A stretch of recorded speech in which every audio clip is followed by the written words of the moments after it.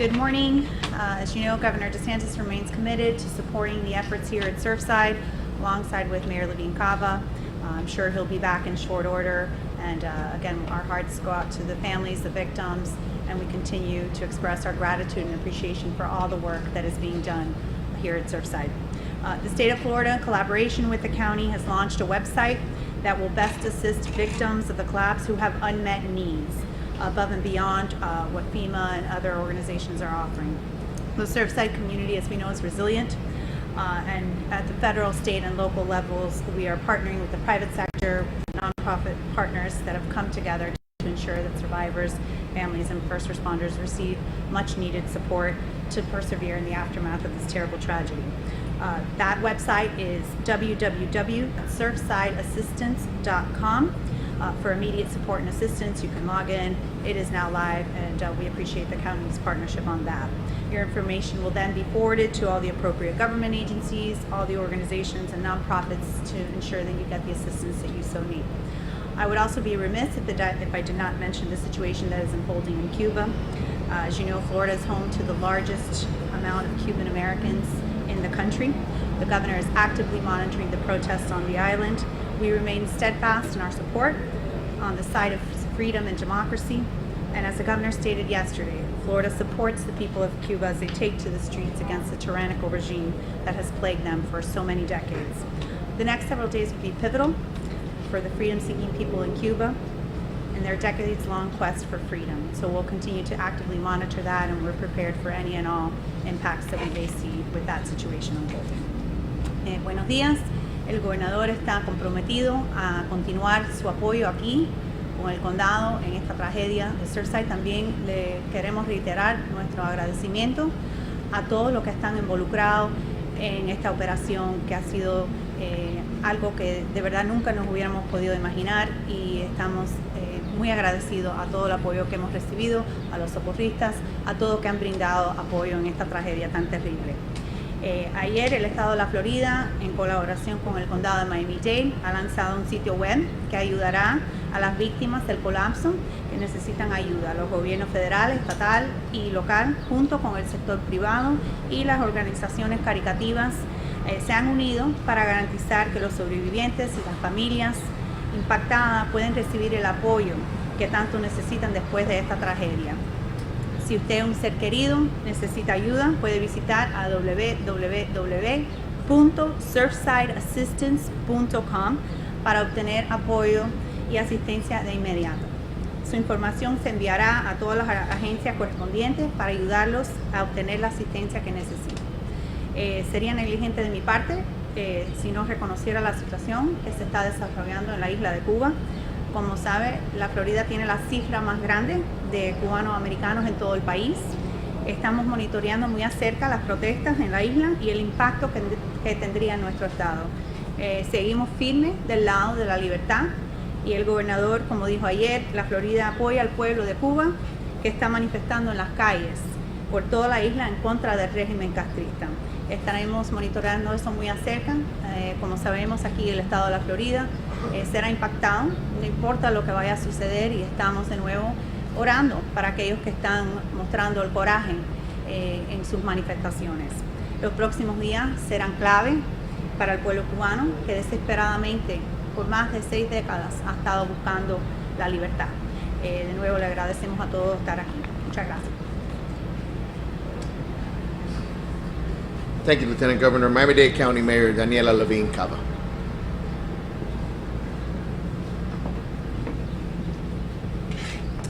Good morning, everyone. Now we're here on day 19.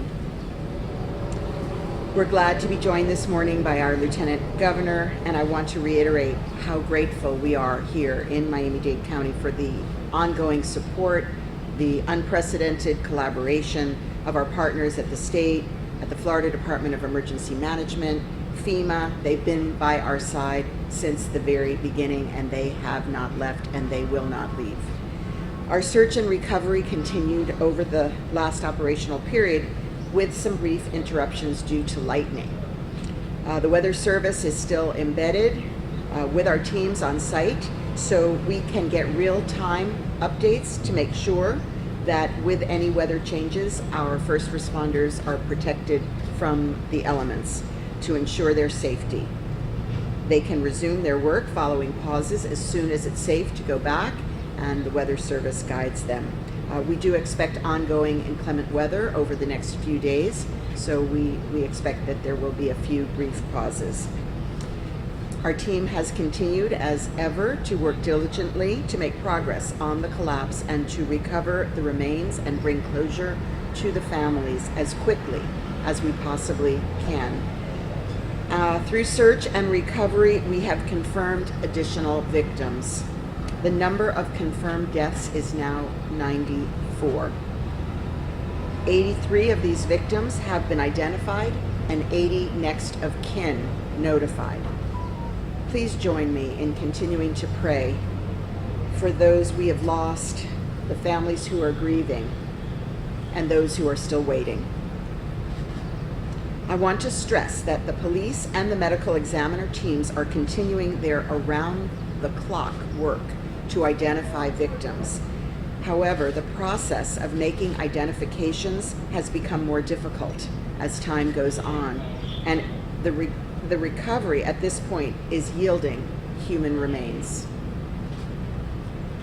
At this step in the recovery process, we must rely heavily on the work of the medical examiner's office. They're undertaking technical and scientific processes to identify the human remains. The process is very methodical and careful, and it does take time.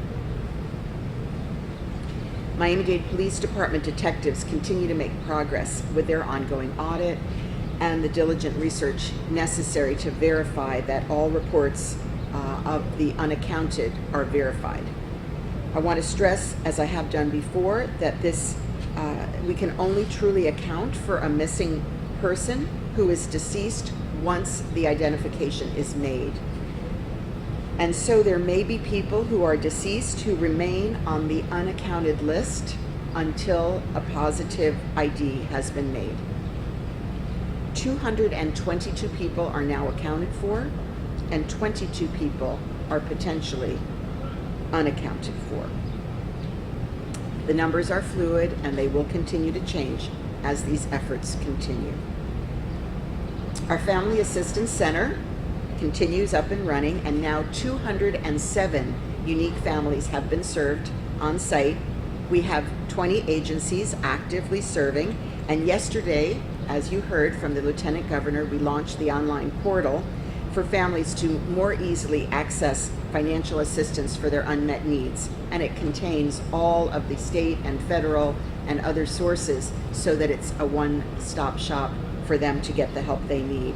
And this includes grief counseling, mental health services, financial support, and many others. And we know that they are going to continue to need our support in the days, weeks, and months ahead, and we are here for them to provide all the resources that we can. And I'm also very proud to share that our partners at the Small Business Administration, through their great outreach and work, have already received 72 applications. 43 of those are business applications, 29 are homeowners and renters. So their assistance covers a wide array of those needing assistance.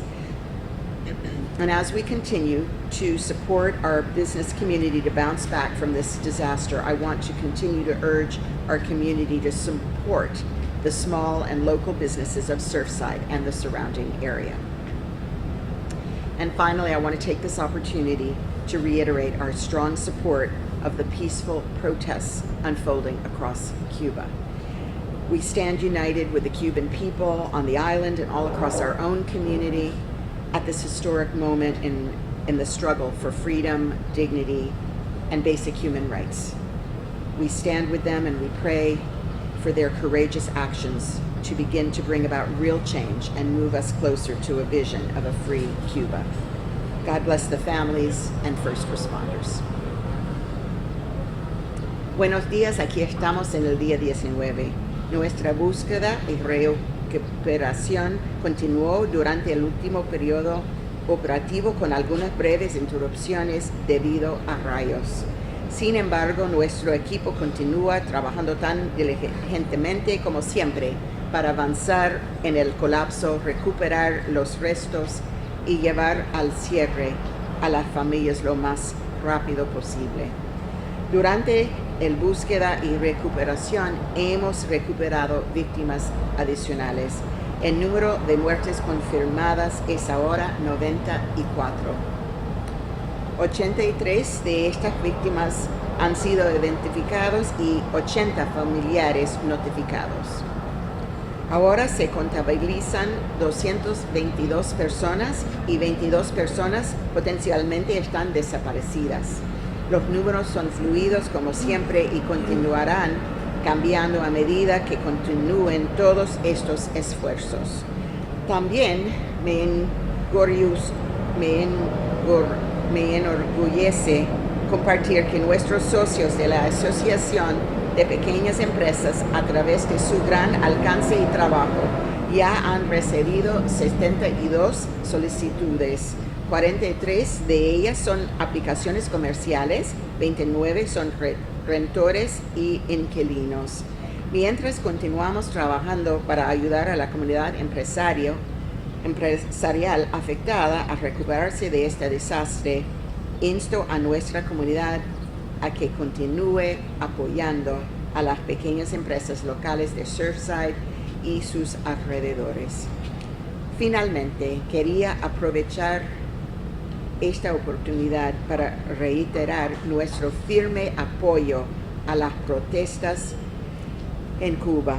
Estamos unidos con el pueblo cubano en la isla y con toda nuestra propia comunidad en este momento histórico de la lucha por la libertad, la dignidad y los derechos humanos básicos. Los apoyamos y rezamos por sus valientes acciones para que comiencen a producir un cambio real y nos acerquen a la visión de una Cuba libre. Dios bendiga a todos en Cuba, a las familias aquí y a todos nuestros socorristas. Gracias.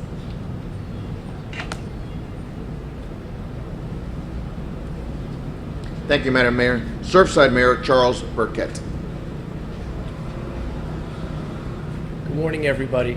I first want to touch on something that's become more and more apparent as the operation has gone on, and that is the significance of that site with respect to the people who have lost their lives there. We're having discussions now with the different levels of government, but most importantly, we're trying to understand what the families are wanting to do with the site. So that's something very important.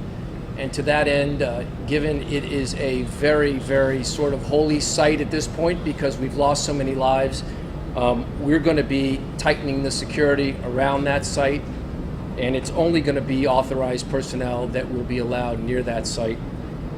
And I think Director Ramirez is handling that, and I support that decision.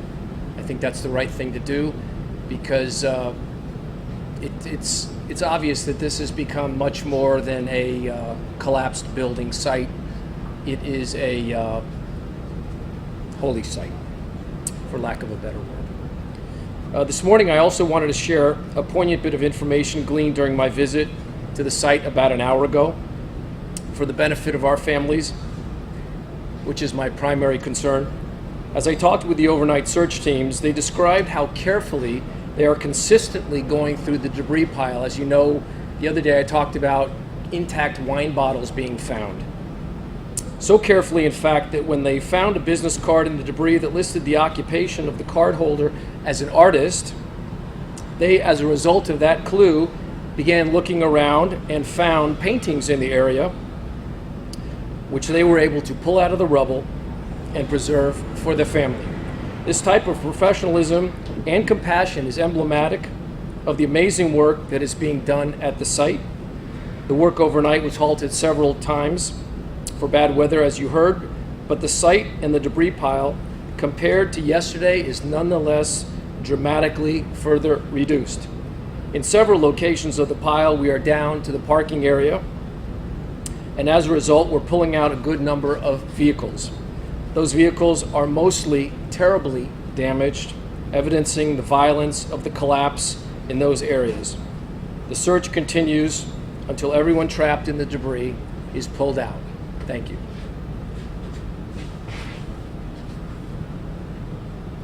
Thank you, Mayor. And our Creole translator, Ivan Morisot.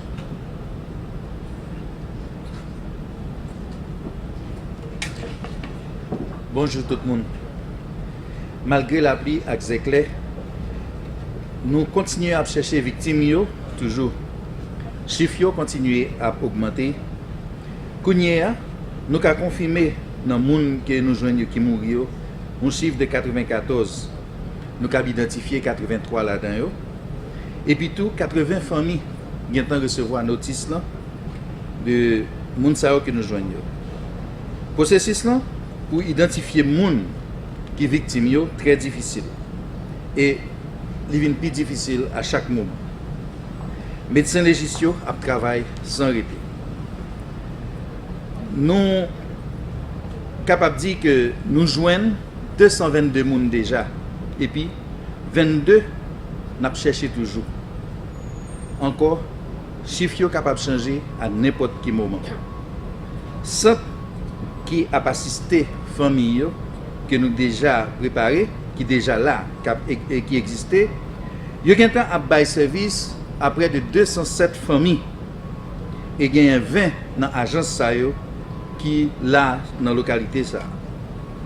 Ailleurs, nous démarrons un site internet pour bailler une assistance rapide à famille qui besoin de un accès encore qui plus facile pour être capable de joindre financement, pour être capable de continuer avec le problème ça qui est là. Merci. Thank you, Mr. Morisot. And also here to answer questions for you, we have FEMA Federal Coordinating Officer Tom McCool. We have Florida Division of Emergency Management Director Kevin Guthrie. We have the Division Director for the Office of Emergency Management, Deputy Incident Commander Charles Cyril. We have the Miami-Dade Police Department Director Freddie Ramirez and the Miami-Dade Fire Deputy Chief Arthur Holmes, along with Erica Benitez, Director of Media and Public Relations for Spanish. First question, USA Today. Yeah, I understand Commissioner Diaz was diagnosed with COVID. I wanted to know how he's doing and if anybody else has contracted that. We missed his face. Yeah. So unfortunately, our chairman of the county commission, Pepe Diaz, and his chief of staff have tested positive for COVID, although they were both vaccinated. And in an abundance of caution, those of us who were in close proximity have been tested, and that has occurred. Ma'am. To follow up on that, can you explain what your testing procedures are for everyone on site, including the crew? Is it daily, and are there any other positive cases so far? So Chief Kaminsky previously reported about the cases that had arisen in one of the task forces, and that was contained, and there was significant contact tracing conducted. In this case, everybody who's come in close proximity has been tested, and using both rapid and longer-term tests. So we have been fully tested. But is there regular testing? There is testing available on site for if ever there's an indication and a need, and so that's what we're using with facilities. Madam Mayor, Spanish is requesting the same thing as Spanish. Same response. Okay.